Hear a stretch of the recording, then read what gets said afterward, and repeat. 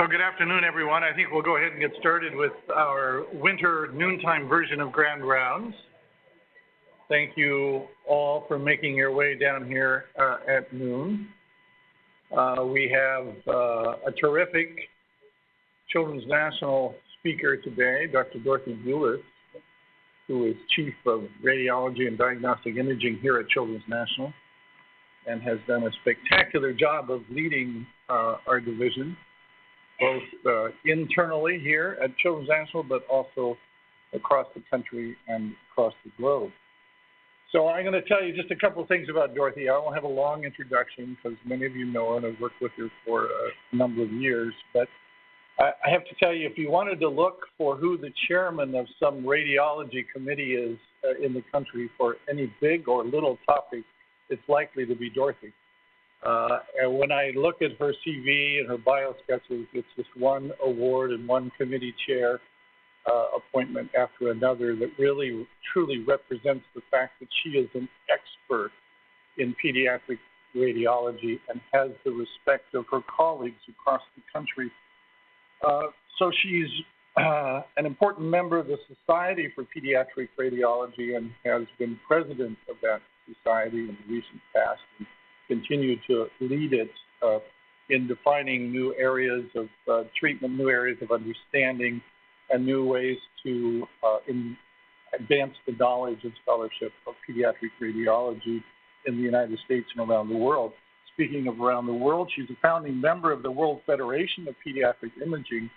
And I also want to point out that one of the important things that Dorothy has done is within the context of the Radiologic Society of North America, the large radiology society, Dorothy really forged ahead with the Image Gently movement, if you will, initiative that really helped to apply principles to reducing the radiation exposure to pediatric patients.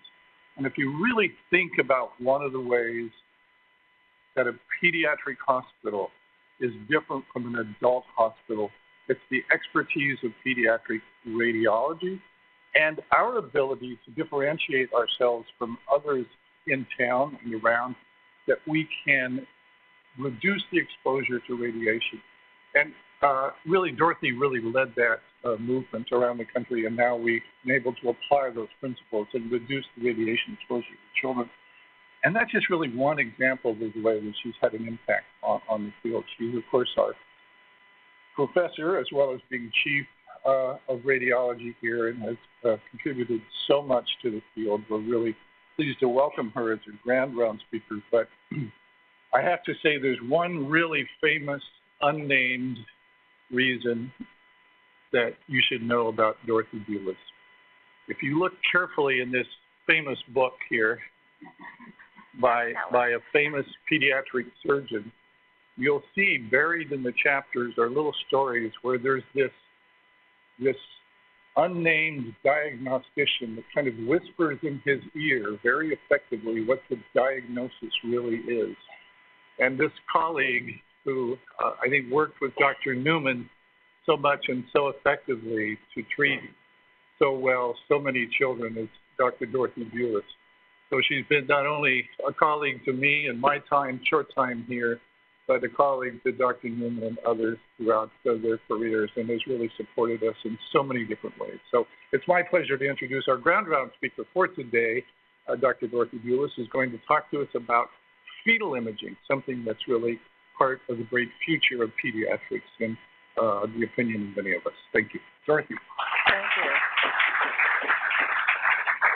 I really appreciate that introduction, and I have been here my whole career. I did my fellowship here, and in that first year, they were starting this thing called a prenatal program, and I was just so lucky to be part of it.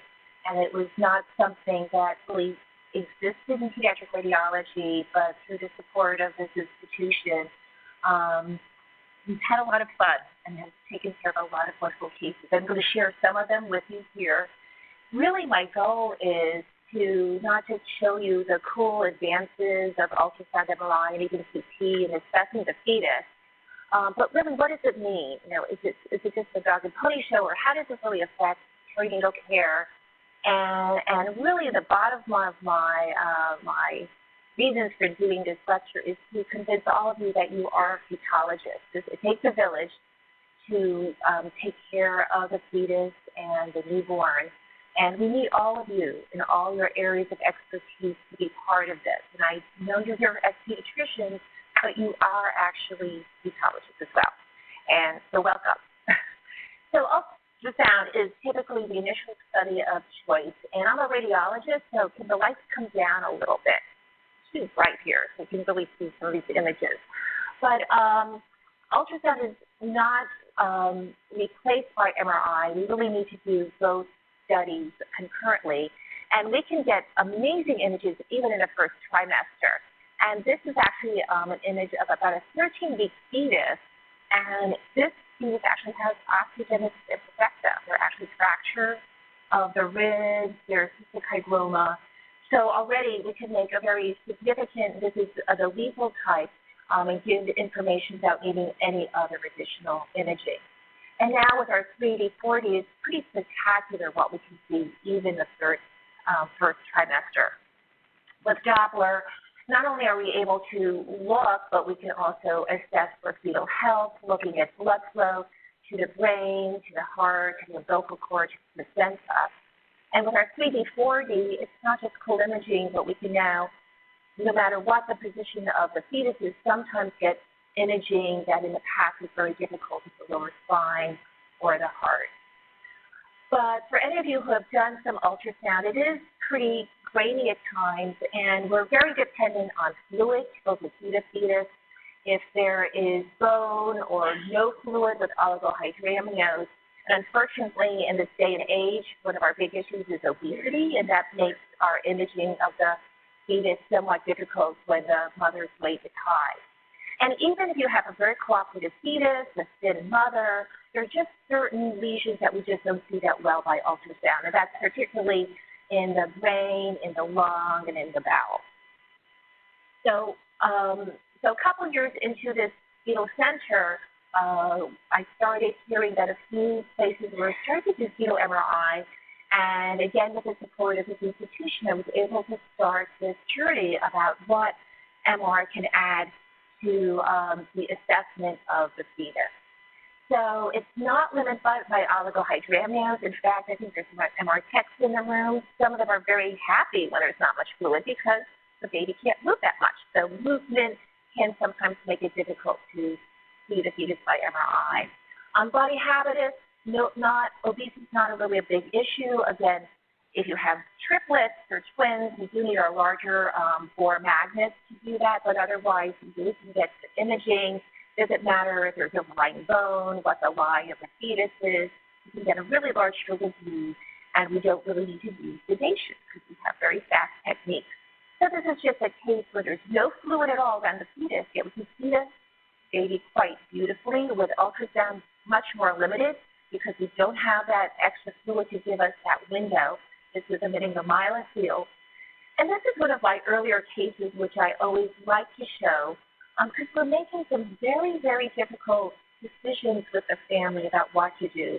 So this mother was over 300 pounds. They had done some ultrasounds, and even with transvaginal, they knew something was very wrong with the fetus, but they really weren't quite sure what it was with the brain. And they had obstetricians and the FEMs, some neurologists trying to talk to the mother about what should they do, and yet how can she make a decision when she's not quite sure of the actual diagnosis. So with the MRI, you can see on the ultrasound, it's really hard to know what was happening, but on the MRI we could see very quickly that was a very distorted brain. It was actually like a bilobe encephalocele. And now we had a neurologist, a neurosurgeon, a geneticist, genetic counselor, as well as a radiologist sitting there with the mother and the father, showing these images, having them understand why we were so concerned about the outcome. When should we do these studies? Well, if you do it too early, then the fetus may be moving a lot more, the lesions may not have actually developed. If you do it too late, you get better spatial resolution, but it might be too late to really offer good intervention. So there are a couple of imaging workhorses that we use. The T2-weighted images give you fluid that's high signal, and these can take as short as 60 seconds. And we can have really a beautiful imaging of the anatomy. This is the brain at 21 weeks, and you actually can see the 5 different layers. You can actually see the cells migrating to the cortex. And this is a 3T image for a friend of mine in Vienna, where you're comparing the pathology on the left to the MRI to the right. And it's just quite extraordinary how our improved powerful magnets are giving us amazing resolution to the level of almost path. The steady-state precession allows us to have flowing blood look right. And the advantage of that sequence is, as you can see, heart. It gives you some nice contrast for kidney information, for limbs. The patient on this side, you see, has a huge jugular vein, and the heart was going into failure. This turns out to be a fetus with a vein of aneurysm. With our T1-weighted sequences, they tend not to be as pretty, but they're also very powerful because they can show us thyroid glands. I love this sequence because I call it the fetal enema. We have to do urine enemas when babies are born. I keep on trying to convince my surgeons that I can just look at the enema prenatally, and you can actually see the coding with high signal on the T1-weighted images. And it also allows us to look at the liver a little bit better. So here we see an elevated diaphragm with a herniated liver with a congenital dysplas hernia. So with the CINA images, we certainly can see the fetus moving on ultrasound, but this may give us some ability to actually quantitate swallowing, breathing, and here the mother had coffee before the exam. So it can give us some nice large fetal view imaging of the limbs as well. And what we're trying for in the next step is cardiac. So fetal cardiac echoes are amazing, but we're hoping that with MRI, some of the more difficult diagnoses, if you have a mother who's 200 pounds with oligohydramnios, we can help supplement the fetal echoes with MR. So diffusion weighting can give us information about hemorrhages, ischemia, as well as just normal maturation. With our EPIs, we can actually see blood. Very hard by ultrasound to differentiate like normal choroid from echogenic blood, but so MRI has given us a much higher level of security of making those diagnoses.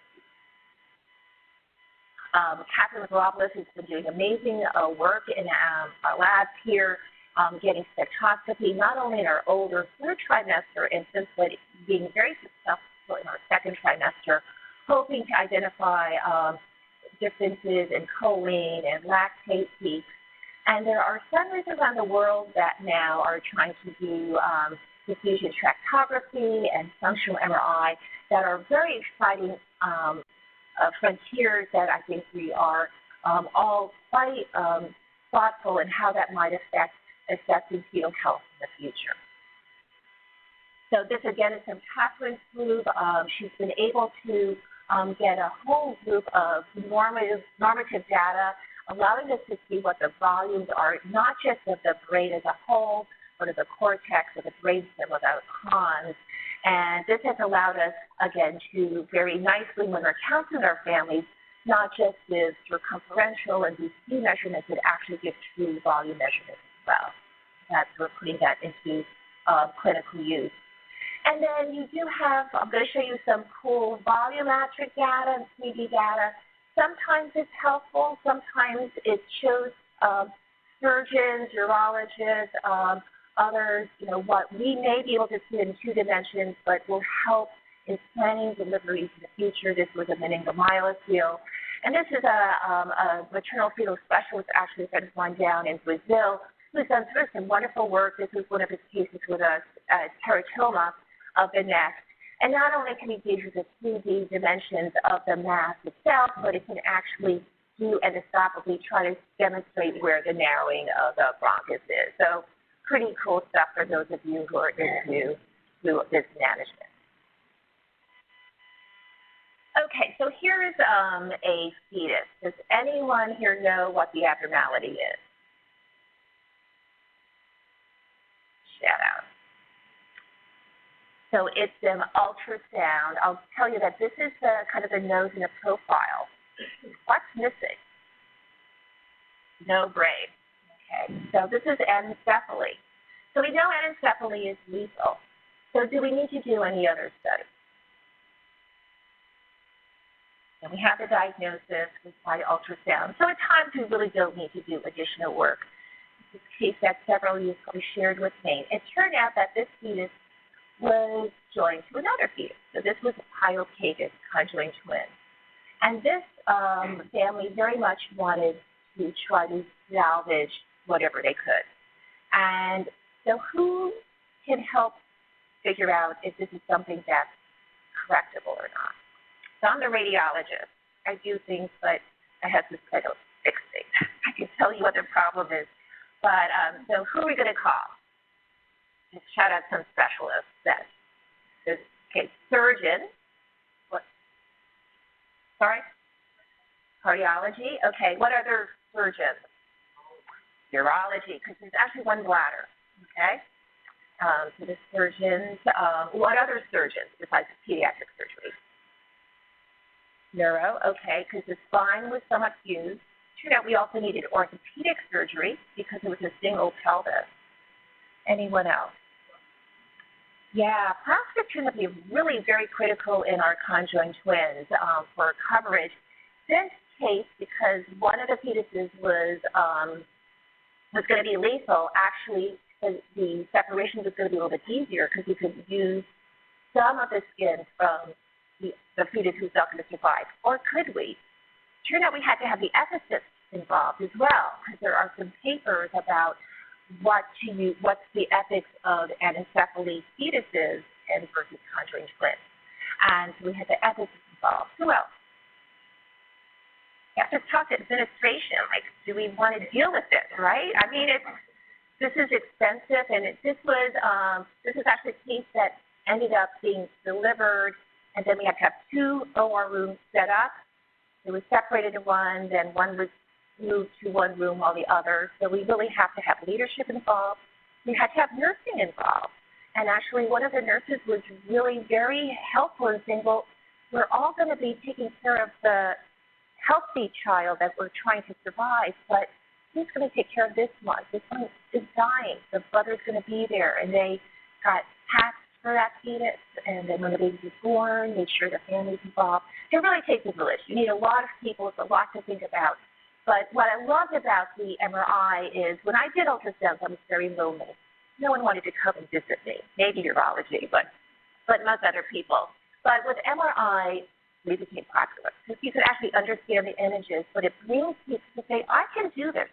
I can probably take care of this. They're all very unique cases. But this baby is now not a baby anymore. Hans, I don't know if this was yours.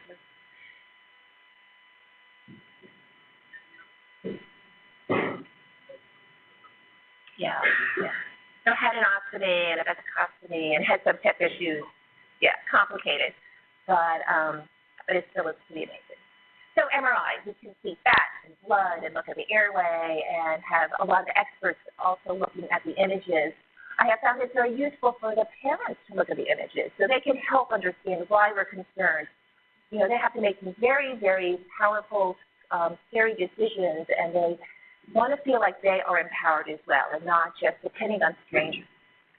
And then it can help with prenatal planning, postnatal planning, and may limit the need for postnatal. So we're going to go from the head down with just different cases.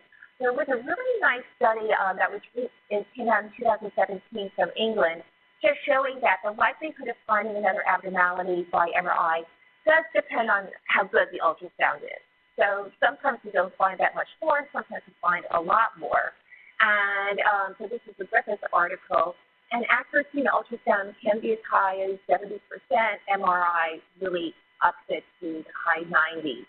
And it's more accurate, but does that change really outcome? So in their series, they had additional info in about 50% of the cases, changed prognostic information in about 20%, but more importantly, did lead to changes in clinical management in about a third of the cases. And that's really what we want to know. If we see a little bit better, what does that really mean? And there was a very high patient accessibility, and virtually all of them said if they had to face another pregnancy with a possible abnormality, they would absolutely get a time. So some of the most basic abnormalities we see in the brain is ventriculomegaly, and we can see that nicely by ultrasound. So the MRI can give us other information about associated malformations to help give us more outcome information. So this was just a small head by ultrasound, but by MRI we saw the sulcation was very delayed at 30 weeks, so this is a microdiscectomy. Here, this was mild ventriculomegaly, not too bad looking. The ventricles were a little bit dilated on one side, but on the MRI, it was unilateral megalencephaly, much more severe diagnosis with these children having very severe seizures. Here's another mild ventriculomegaly at 33 weeks. Doesn't measure that wide, but it turned out this was lissencephaly. Look at the sulcation of a normal 33-week gestation, and this was very abnormally smooth. So it's very hard to see that by ultrasound. And then this is a fetus that we saw did have huge ventricles, but we were able to see by MRI that the brainstem was kinked. So this now tells us it's one of very severe anomaly. This turned out to be Walker-Warburg. Then we get not only neurology involved, but genetics as well. Anyone know what this is? I'll tell you it's the brain. How about with the MRI? So this is a big posterior fossa. So this is a Dandy-Walker malformation. On the other hand, this is a small posterior fossa. This is a Chiari malformation. So again, can really help us to see the brainstem, the cerebellum, and anyone, what's Chiari associated with? The spine. So we can see the spine often fairly well by ultrasound, but with MRI, we really can see the cord tethering, see if there's an overlying sac. So we really need an MRI. These are pretty images.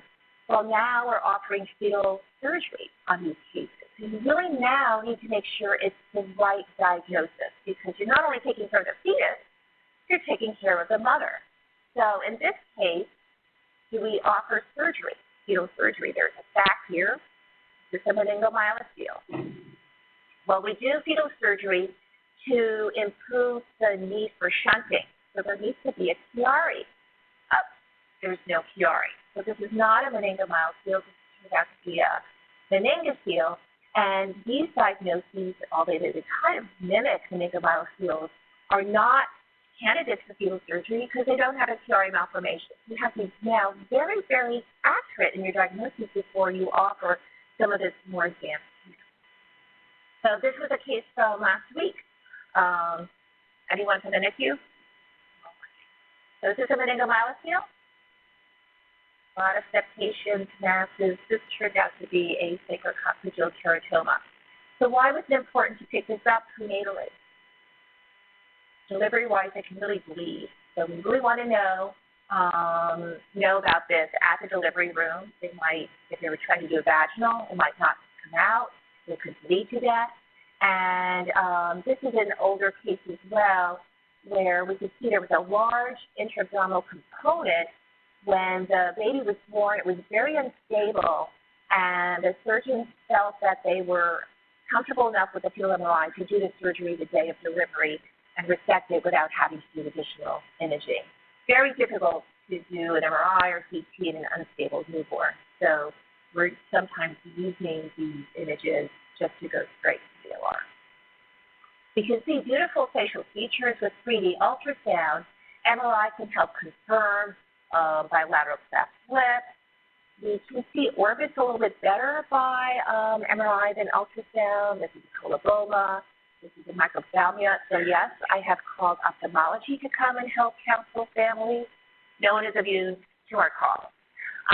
Here's a case with micronappia. So this is going to be ENT and plastic surgery that can kind of help with these cases. And these are fetuses that at delivery may not even be breathing well. So we have to determine what type of delivery and where to deliver. This is a patient who also had micronapsia, thin chin, but as we were doing our MRI, lo and behold, he noticed that there was a very small ear. So genetics was called to help us put together this is golden heart syndrome.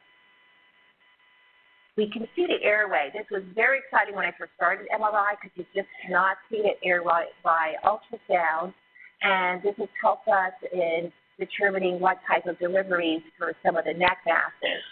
So this was a lymphangioma, but it was not deviating the trachea. So do we do an exit? Do we need to deliver in the hospital? Can they deliver next door? Those are all decisions that we work in unison, but the images very help.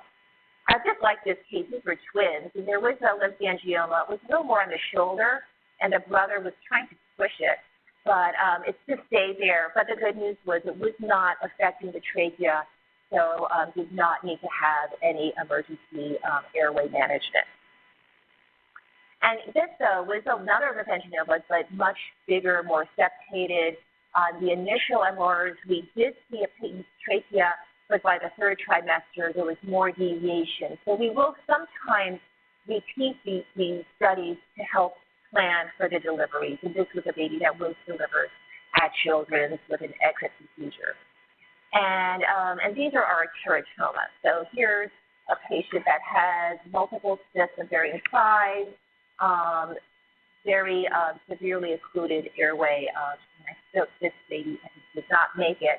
But Dr. Newman, if you remember this case, this was one of your cases that you delivered up at Shady Grove with a neck mass, and they were able to, with the exit procedure, partially deliver the infant. Had about 30 minutes to get an airway. I think we were able to intubate the child and then resected the mass. And how old is she now? We're really old, yeah. But it's amazing. No, and but she couldn't have ACPARs, right, because we partially delivered her. She had a little bit of tracheal malacia, but otherwise, I know she'd come back to see you intermittently. And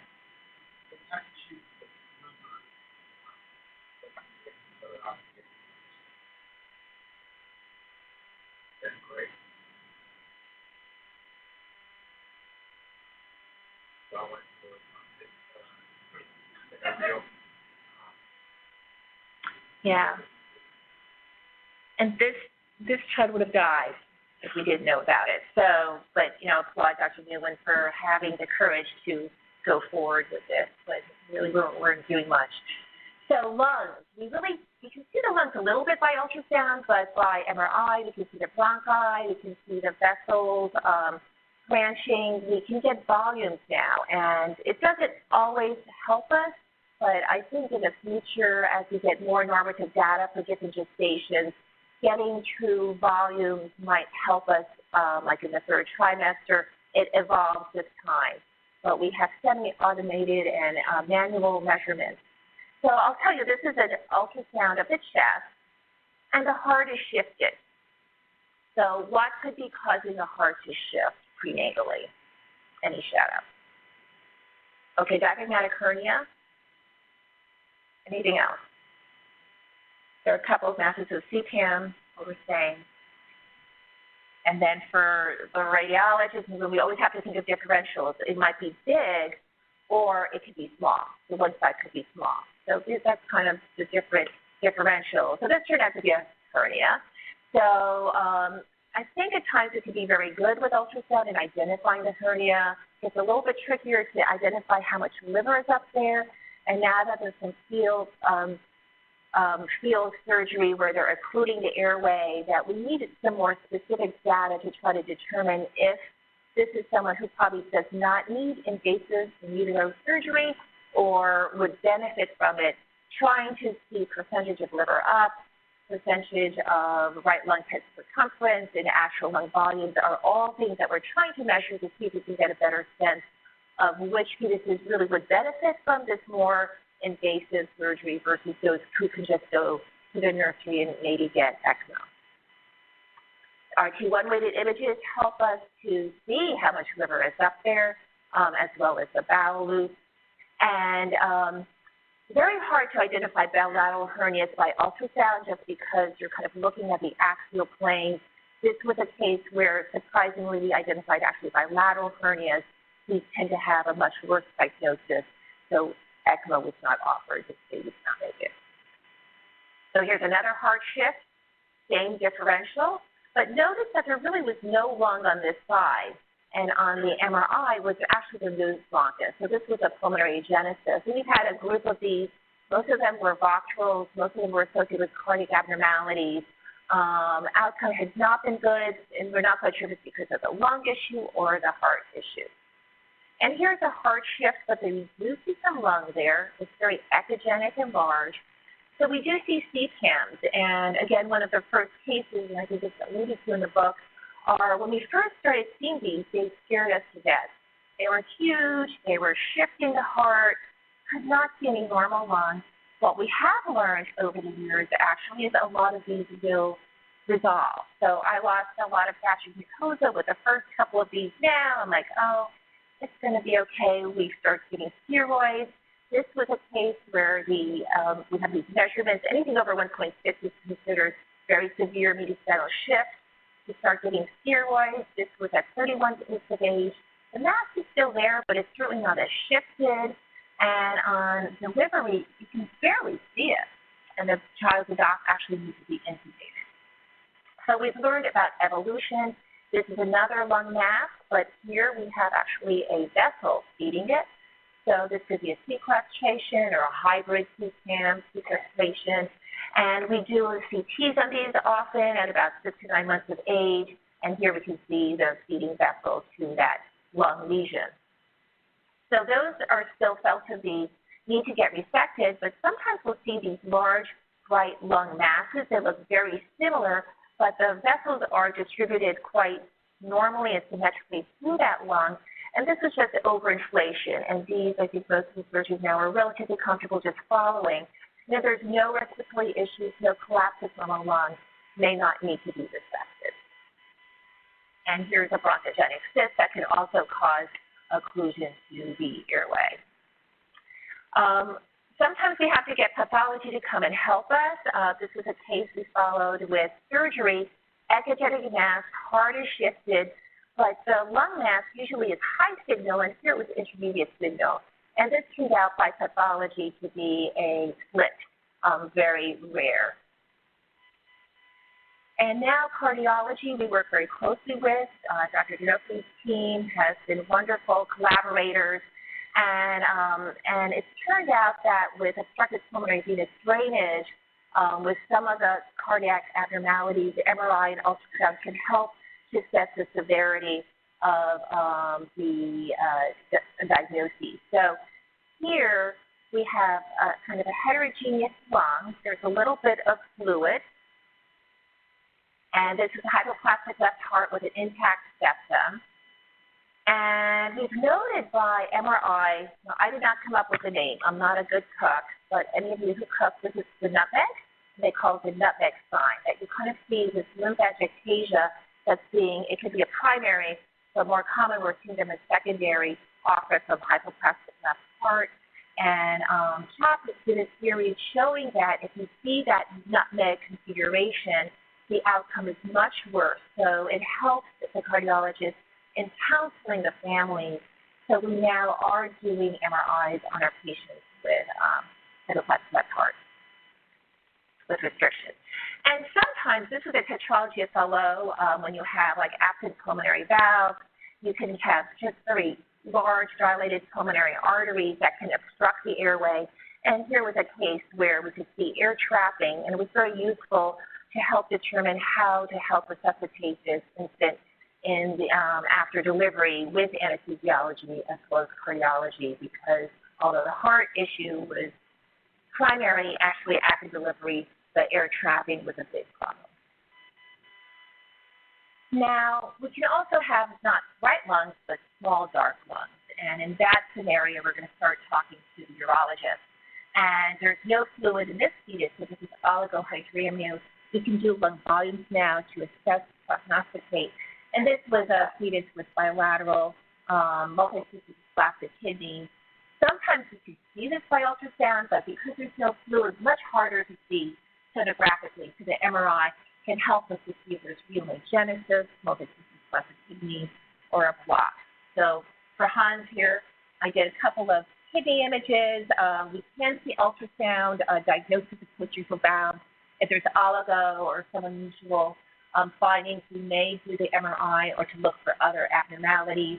This was a fetus who also had large kidneys, ureter, and bladder, and had a urachus. This actually turned out to be a prune belly.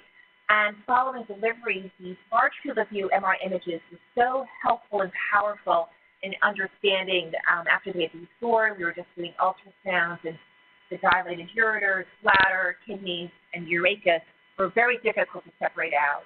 So this really helped us in planning procedures.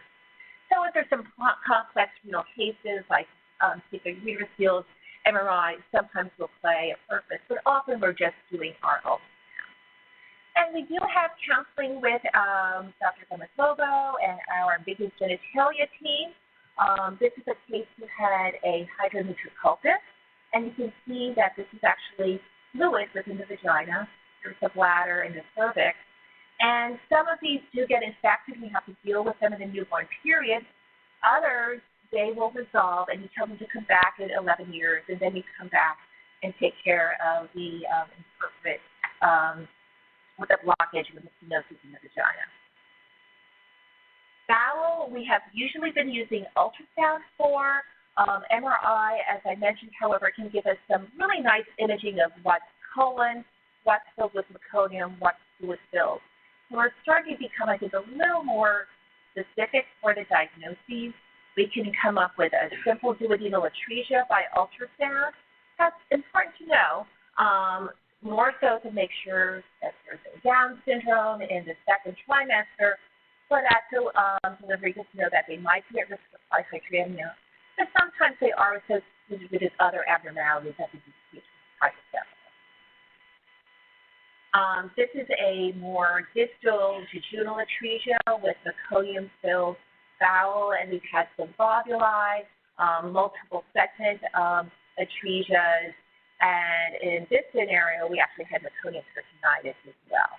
So in these cases, you can be more assured to the family that baby is going to need some surgery after delivery.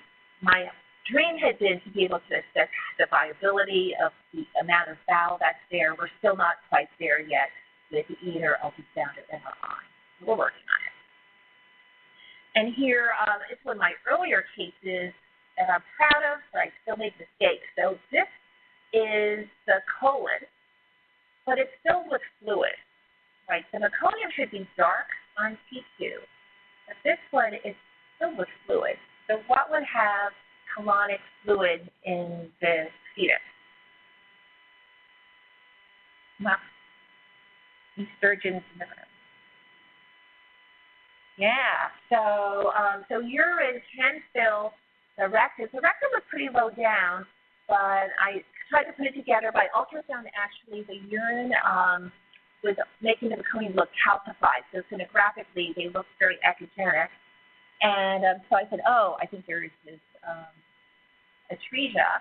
And this was the baby when we did our BCG. Lo and behold, here is the rectum and the urine, and the urethra was reflexing up into the rectum. So I thought I was really, really smart. However, I missed the TE fistula. So because it was a bacterial, and we don't always pick up everything. So even with ultrasound and MRI, we must stay humble. But we're getting better. If we see a two-vessel cord or tubular anomalies, renal anomalies, we will sometimes have the surgeons come and just talk about the potential for TE fistula or an anal atresia, and just forewarn the neonatologist to look for those findings at delivery. We rarely have masses. We don't have too many of them, but we have had oncology come and talk to families when we've seen a neuroblastoma. And this was an interesting case where it was a large mass in the liver, and the heart was large, so we needed surgery. We needed cardiology, failure, and we also needed our interventionist, because this turns out to be a hemangioendothelioma. The baby was going into failure because of high output failure. This is a case we had a couple years ago where they were doing an ultrasound near delivery just to make sure the baby was in the phallic lie, and they noticed a shoulder mass. So they asked us to do an MRI emergently. So let me show you what we're seeing. We're seeing the shoulder mass, but we're also seeing mass along the paraspinal line here, and actually went down into the abdomen. And this is the spinal canal, and here it invaded into the spinal canal. So who are we going to call? We did call oncology. We called neurosurgery. We called Dr. Sandler because we weren't quite sure if the airway was going to be an issue. We were trying to say, well, if there was airway issues, should the baby go on ECMO? And there were a lot of decisions that had to be made. It turned out when the baby was born, did not have any airway issues, but this was the imaging after delivery. So there were masses that went into the canal. Anyone remember what the diagnosis was? I thought it was a neuroblastoma, but I had, yeah. So my medical student told me what it was. So I do stay humble and read. And just remember, again, all of you are fetologists, and all of you can help to make these diagnoses. And this family has come back, and the child's walking. We have lesions that sometimes none of you will see because they are lethal, but we're faced with talking to family about what they are. This is a limb-body wall complex. This is one of the earlier abnormalities of fusion. We're all four-fold scale to fuse, so you have the upper and lower torso out, really plastered on the placenta. Sometimes they're a little bit less complex, but also have very poor prognosis, the OEIS complex. Some people have to have surgery and neurology come and talk to the families because of the severity of the scoliosis as well as liver and bowel and bladder outside the confines of the fetus. We've had some ectopia cordis. Dr. Docklio's team helped in this case that, and this is a different case of what a true ectopia cordis would look like. The Tetrology of Fallot will include an omphalocele with the upper fold fusion, and then when you have failure of caudal fold fusion, you'll have urology come and talk to the family, and those as well as surgery. And they can at times be associated with meningomyelocele, so neurosurgery may be involved as well. We've had a couple of conjoined twins, which again had the honor to work with wonderful surgeons in this institution. Some of them we can't help. This was a thoracocephalopagus conjoined twins. So what that means is the chest is fused as well as the liver and the abdomen. And a lot of times when it's a thoracocephalopagus, there's very complex cardiac abnormalities where you may actually have like a single heart with maybe 5 or 6 chambers, and those are quite difficult to separate. But we have had two cases that we've been able to separate. And this is one of our cases, which was a pyopagus infusion of the buttocks area. These were really two meningomyelocele, seriously. The cords were not covered here. They did have, I think they had a single bladder, a single anus. So again, like that first pyopagus case that we had, we needed multiple experts in surgery, urology, orthopedic surgery, neurosurgery, again, administration, and again, this is a family from far away, but it takes a large team to get these babies that were successfully separated. Now, lastly, for the skeleton, we usually use ultrasound, and a lot of our most lethal skeletal dysplasias are identified within the first 20 to 22 weeks of gestation, and ultrasound is the primary study of choice when we do that. But sometimes when we have multiple abnormalities, we'll end up doing an MRI as well.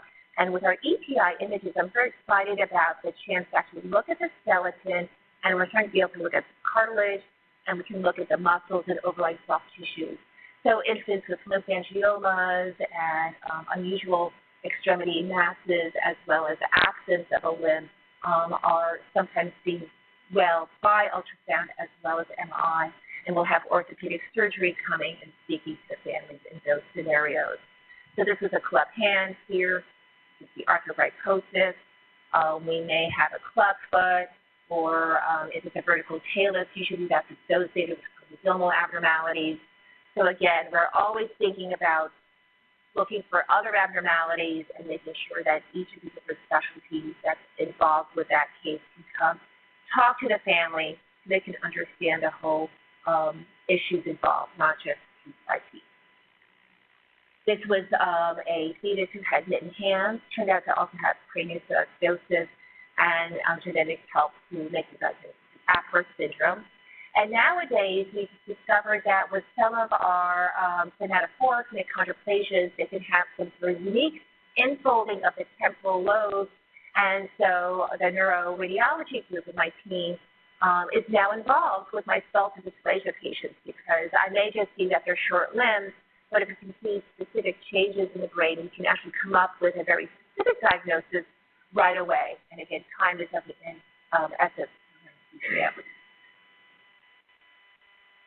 Lastly, I just wanted to mention there are some centers that have been offering CT of the fetus, and now with our lower dose radiation, it is possible. So even though I am imaged gently, I'm not against doing CT, but I think that with our center, we have such a strong genetics group helping support us. We do these skeletal dysplasias postnatally. We have one of the largest groups, so we're very comfortable with both the ultrasound and now with the MRI additional findings that we haven't really had to move to do the CTs to make the diagnoses.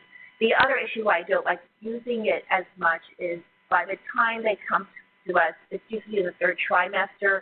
These are going to be non-lethal cases, not really going to change outcome. I would prefer not to expose them to the radiation unnecessarily. So hopefully I didn't overwhelm you with all these cases from head to toe. Really my goal was just to show you that we can see a lot, but we need all of your expertise in helping to come up with what these findings can actually mean to the family. And we have been able to really further the future of fetal care by first step, getting the findings and having you look at them and coming and visiting us. So them are very helpful for the consultant specialists in the room. I thank you for all your support.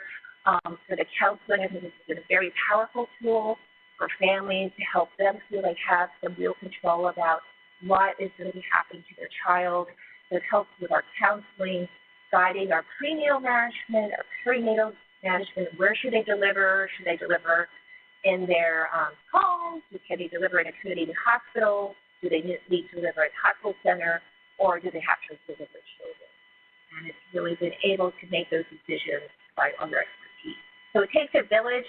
I do want to thank our radiology department. There are many radiologists besides me that look at these. So Eva, Anna, and Judita, the key, and the neuro group have become just really key members of pushing forward with our clinical diagnoses. But the sonographers and MRI techs have been so critical, and if they don't get the good images, we can't really make those interpretations. Catherine's group has been invaluable in pushing us forward with improved technology, and Audrey's group getting the whole team together with his fetal counselors and Lindsay, Meg, and Kate. And then all the specialists in the room. I can't name all of you, but all of you have really been very, very generous with your time when we've come up with cases that we thought was urology, but turned out to be surgery, or we thought it was completely ENT, but then maybe it was plastics.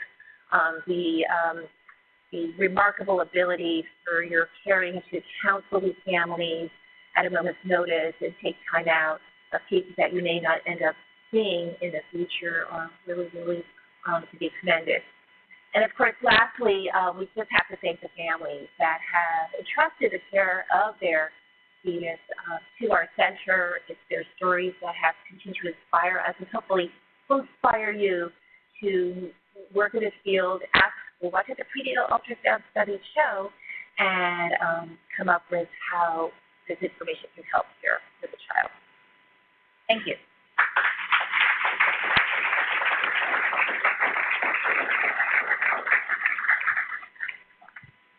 Well, thank you, Dorothy, and just an incredible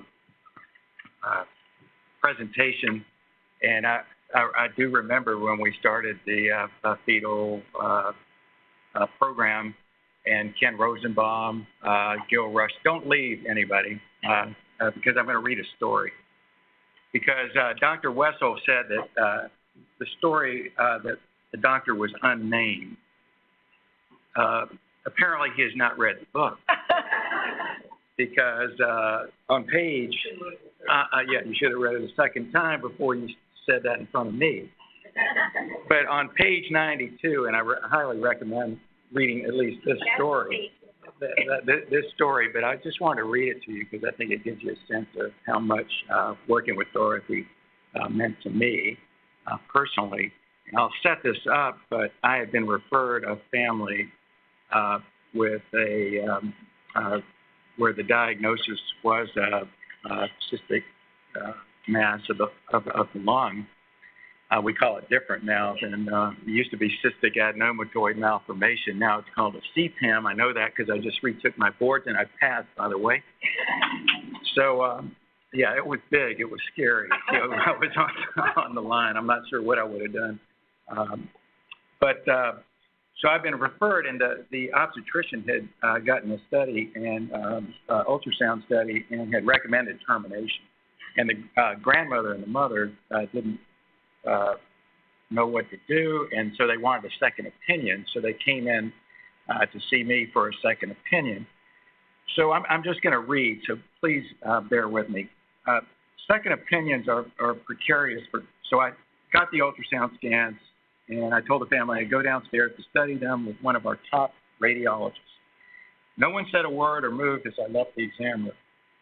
Second opinions are precarious for doctors, and this was the first time I've been asked for one involving a recommendation to terminate a pregnancy. As I walked downstairs to the radiology department, I couldn't shake the image of that commanding matriarch. That was the grandmother. Something about her determination rattled me. Despite my absolute commitment to objective professionalism, she succeeded in compelling me to scrutinize the scans with a predisposition to her point of view. We've had a number of great radiologists at Children's, but that day I was especially pleased that Dr. Dorothy Bulis was on duty. A skilled radiologist, I'd learned long before, is part forensic detective and part art critic. And you can see from Dorothy's presentation, she had multiple artistic images and sculptures up there. On a tour of Washington's National Gallery of Art one day with a docent, the analogy came to me clearly. The way the docent described paintings and captured their textures and nuances transported me instantly to the radiology room. On television and in movies, we see an x-ray go up and the doctor opines quickly, as if you could get so good at this stuff that it comes lickety-split with no room for indecision. The reality is not so snappy.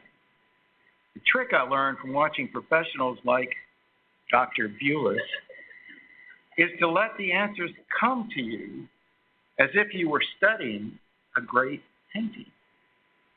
Dr. Bulis took the images, placed them on the light box. I don't think we have those anymore, but so I was a little out of date on this one, and considered what she saw before her. I'd learned to track her eyes with mine. I could follow her focus, direct mine to the same point, and somehow pick up on the workings of her brain just a foot from mine. You could almost hear the debate in her head as she measured the tumor, determined its proximity and threat to the heart, and tried to project its course of growth. The tumor was distant enough from the heart and seemed to be in its own plane of tissue. She measured the size and volume with a caliper built into the scan. She kept looking silently, formulating her opinion. "No need to terminate," she said, with no more gravitas than if she told me what kind of dressing she wanted on her salad. I was stunned as much by her statement as by her confidence. Quote, "The ratio of lung to tumor size will surely increase in the final 2 months of fetal development. The pregnancy should be fine, but you may have to operate after birth." In essence, the cyst, formerly known as a congenital cystic adenomatoid malformation, would likely remain static in size and severity. It was what it was going to be. And so it goes on and on. And now you have to buy the book, read the book, and so you know how it turned out. But I think, I think that I chose that story to include really because of our relationship, the work we do with our radiologists. I see Dr. Markley in the back. There's another story in here where we work together on a case. And I just think that no great children's hospital is going to be at its best without a great teamwork with radiologists. And I think Dorothy and the team and what she showed us today proves that to be true. So thank you all. We're not going to have any questions because we have another meeting here, but I'm so honored to have the opportunity to read that story, Dr. Dorothy.